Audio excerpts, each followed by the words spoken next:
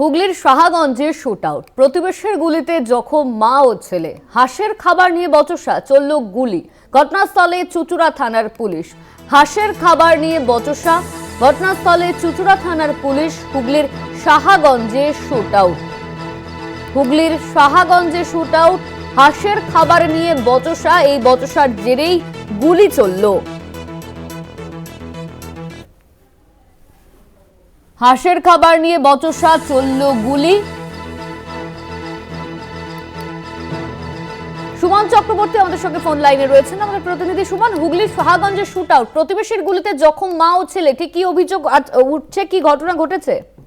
হ্যাঁ দেখো, বলে রাখি, এই ব্যান্ডেল সাহাগঞ্জ ঝাপ্পুকুর এলাকায় এই আজকে দুপুরের ঘটনায় সম্পূর্ণ চাঞ্চল্য সৃষ্টি হয়েছে। দেখো, এইখানে যে প্রতিবেশী রয়েছে সুরজিৎ বসু, এ যেটা দাবি করছে সকালবেলা স্থানীয় একটি পুকুরেতে হাঁসকে খাওয়াবে বলে, যে পুকুরের শামুক বা ঝিনুক হয় সেগুলো সে পুকুর থেকে তুলে পুকুর পাড়ে ধুচ্ছিল। তখনই তার প্রতিবেশী রয়েছে সুনীল দেবনাথ, যে অভিযুক্ত মেন, সে এসে তাকে বারণ করে এই ধরনের কাজ না করার জন্য। সে তাকে জানায় যে সে পুকুর পাড়ে গন্ধ বেরোবে বা নোংরা হবে তার জন্য না করতে, কিন্তু সুরজিৎ তাকে বলে যে সম্পূর্ণ পরিষ্কার করে দেবে। দেখো, এরপরই যে অভিযুক্ত রয়েছে সুনীল দেবনাথ, তার উপরে চড়া হয়, তাকে মারধর করে বলে অভিযোগ এবং তাকে ঠেলে ফেলে দেয় জলে। দেখো, এমন ঘটনায় তার মা, মানে সুরজিতের মা সুভদ্রা বসু, এসে তার ছেলেকে এখান থেকে নিয়ে চলে যায় এবং তারপরে যে অভিযুক্ত রয়েছে সুনীল দেবনাথ, তার মা ও ছেলের উপরে চড়া হয় কাটারি নিয়ে।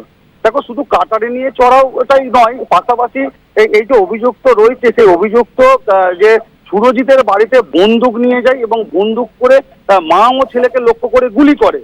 দেখো, এমন ঘটনায় দেখে চাঞ্চল্য সৃষ্টি হয় গোটা এলাকায়। এরপরই বন্দুকের গুলির সাউন্ড শুনে বা আওয়াজ শুনে প্রতিবেশীরা ছুটে আসে এবং মা ও ছেলেকে উদ্ধার করে চুচুড়া হাসপাতালে নিয়ে যায়।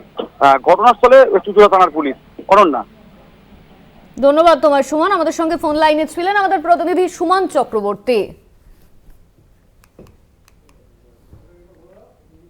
প্রতিবেশীর গুলিতেই জখম মা ও ছেলে। হাঁসের ডিম নিয়ে এই বচসা, তারপরই এই ঘটনা ঘটেছে।